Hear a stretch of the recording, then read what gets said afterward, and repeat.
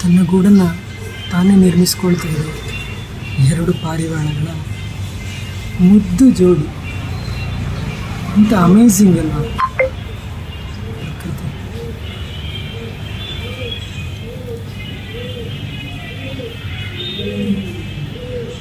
ಇನ್ನು ಕಡ್ಡಿಗಳನ್ನು ತಂದು ಗೂಡು ಏನು ತಯಾರಾಗ್ಬೋದು ಇನ್ನೊಂದು ದಿನದಲ್ಲಿ ಅನಿಸುತ್ತೆ.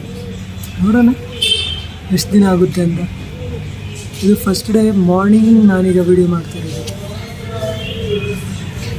8:54ಗೆ ಈಗ ಸಮಯ. ನೋಡೋಣ ಯಾವಾಗ ಗೂಡು ರೆಡಿ ಆಗುತ್ತೆ ಅಂತ.